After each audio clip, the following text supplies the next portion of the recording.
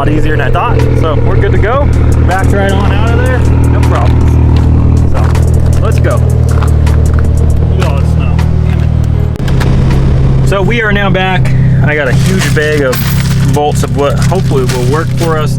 I did put one on there and it went on no problem, so that's a good sign. We can get these dang seat belts back on. I am going to let this thing run to try to dry out this floor that's underneath here from getting in it, because we don't have any floor mats in here yet. So I'm going to let this thing dry the floors out so that way it doesn't stay wet, because we're not driving it every day now. And in the meantime, I'm going to start putting the bolts on these seats, and when I go ahead and plug these things in, then that's when I'll turn the car off and then restart it. Not that it's going to matter, we're going to have a million lights anyways. Airbag light isn't going to get fixed today, unfortunately. One of these seats did have an airbag that went off. It got re-sewed, so we are going to have to get resistors for it to go ahead and get rid of our airbag light, and that should fix that. So we'll have to tackle that another day, because they didn't have any resistors, so I'm going to have to find some. I have a lead on where I can get some in town, just not today. So let's get these seats at least bolted in so I don't drive around with this thing going like this. Yeah, that's pretty obnoxious, because you got to hold the seat and no seat belt. So let's get that taken care of, get these on, and then we'll have working seats. One step closer to being able to drive this thing. Moving ahead, got all the seat all the way in the car. We now have our seatbelt buckles, they're all mounted. Everything's good to go. Also, jumping to the back of the car, I was able to actually put bolts in, like they're supposed to be, your screws or whatever you want to call them, but these guys are all on, brand new plates on, car is all registered and in our name, so that way it's good to go. Now that stuff's all done, taken care of, as you can tell right there. Actually, I will need to order a couple more of these. There's a couple of them that we got. I thought we got all of them, but we're gonna have to order a couple more. But since we got the whole inside all done, ready to go to where we can drive it, now it's time to fix this dang bumper situation. So they had a quick release here, but it had no nut on this side, so it literally would just fall through. So I'm gonna go ahead and put a nut on this side, secure it out a lot better, see if I can get this to stay up and actually mount so it doesn't fall down and obviously grind away on the tire. So that's what we want to make sure to do. We're probably gonna be running this anyways through the winter, and I need to go ahead and mount these covers and everything in the bumper. So I'm gonna pull this thing off, get those all mounted, get everything back to the way it should be, then get this taken care of. I have a lead, like I said, on the headlights. I'm just gonna go ahead and pick up that set of headlights for this thing. They're just a OEM headlight of LEDs, so those will work for now until later on, and then we'll probably modify. We'll get aftermarket ones, but let's get the bumper pulled off the front of the car, get everything all situated, put it back on.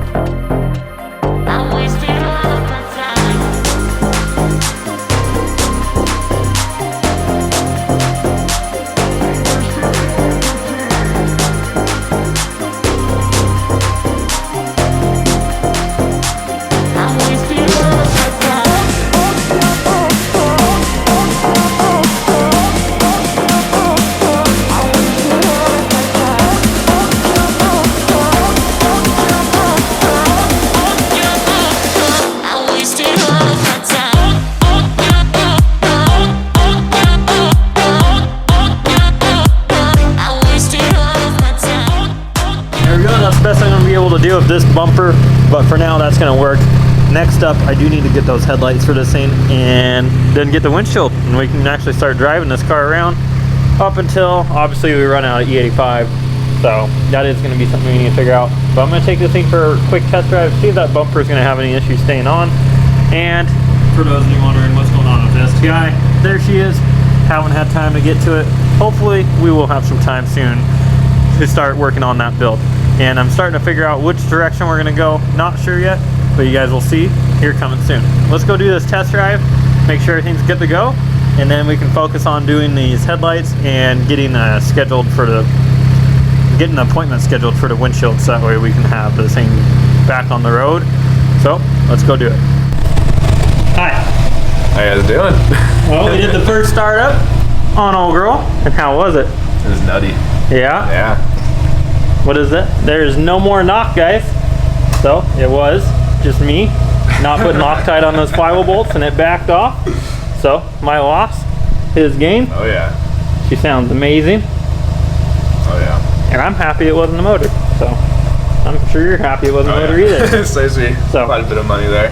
This thing is ready to go all the way back together. He's gonna go and grab some fluid for the transmission. In the meantime, we're gonna go out to Ranchbuilt. We got some parts. What's up? I see some wheels that I want.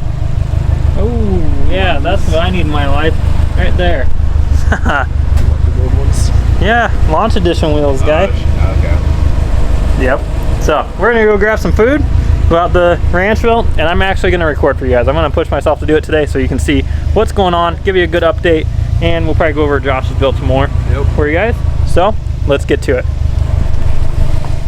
Well guys, we are at Ranchbuilt and we're checking over the car, going over a few things on it.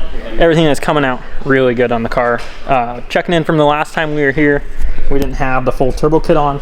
Now the whole turbo kit is on the car mounted, and they have that whole U-brace, well I guess U-frame assembly on the car. So if you look down in here, you can see it's all braced, radiator is all mounted. Everything looks really good. And coming up top, we obviously have now the intake manifold TGV system on there, so we can start doing the intercooler piping. I did have to get some spacers from Torque Solutions. These are their 8mm spacers to be able to clear. This is a 10AN line there, so to clear the ABCS, so we just had to make sure that fit, so that way we are good to go for making our intercooler piping.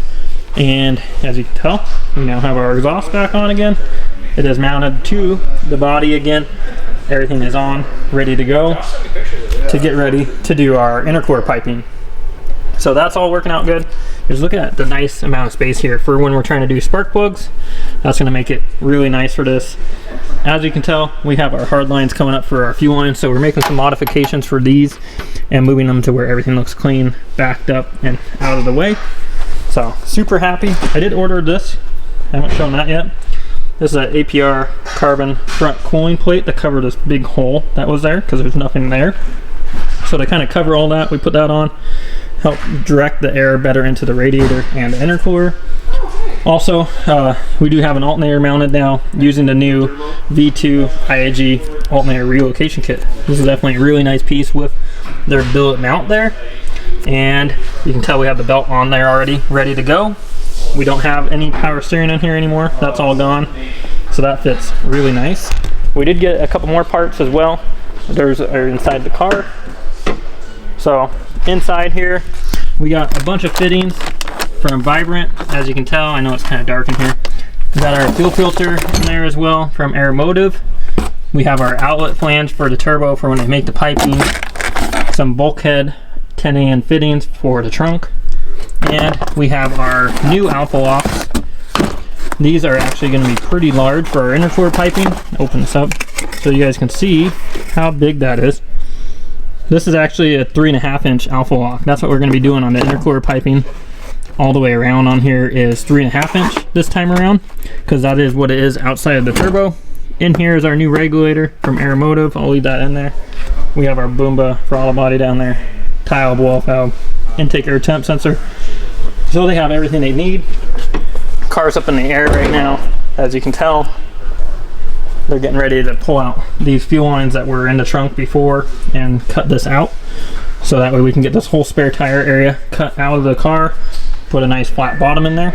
That way it's not hanging out underneath the cut bumper anymore. This is something that always drives me nuts on these cars, is when you cut the bumper out, obviously as you can tell there, and then you have your spare tire hanging down. So we're gonna remove all that, make it completely flat bottom so that's not dragging or being hung below the car. Then we still have to mount the fuel cell back here. So this stuff's all getting cut out. That is what's going on inside the car. Also, look who we ran into. Oh, hi buddy. You wanna show them your new part? Which one? The one that I posted up on Instagram today? Yeah, that one. Yeah, it's over here on the Let's take a look at that part. So Travis is making some waves on his project. I basically have already hinted into it because your last post showed my car in the background. Yeah, but it didn't show what you're doing. They know we're here. But we know that a lot of people have figured it out. So, what do you got going on? ETS went and hooked me up. They basically took their V2 max flow headers and cut them off right where they all merged together and did a 2.5-inch pipe to a V-band, and the V-band's going to come off to an up pipe. That way we can do a front mounted turbo. So that is what's going on for you. Yeah. Front mounted turbo, huh? The good news is that basically ETS took these, designed them, and told me, hey, we're going to let you test them out. Yep. Let us know when you make over 1,000. Tell us how you like them. Give a review. Yep. And then they're talking about possibly mass producing it because a lot of people are getting interested in doing like headlight mount or bumper mount turbos. Seems to be coming the new way, guy. So definitely big shout out to our guys over at ETS. Like I said, they always take care of us. Yeah. They've always been on our team since day one. Michael did a fantastic job. And they're taking care of Travis on his build. You want to show him your new turbo? Yeah, where is it? It's in the showroom. Oh, it's in the showroom. Yeah. Okay, I was looking around. I didn't see it. So we'll have to go up there. I'm sure Chris is going to love me. He's going to see the camera and be like, what the heck? So let's go grab your Terpski. Yeah. They got a nice Camaro project going on. Radiator delete? Yep. Oh. Nice. Your favorite set's hiding up here. There's your turbo. Oh. Hey, it's just a little guy. Yes. Oh, Jesus. A little heavier than your last one. Yeah. Yeah, it's just about the size of my chest, if not a little bit more. Yep. That V-band hot side though. Yep. You excited or what? Dude, this is gonna be fun. Yeah. Now you just gotta go take it out to the car and see where you're gonna put it. That's gonna be a difficult one. Have fun. Well, good news is I'm letting Chris use his imagination. He's like, nope.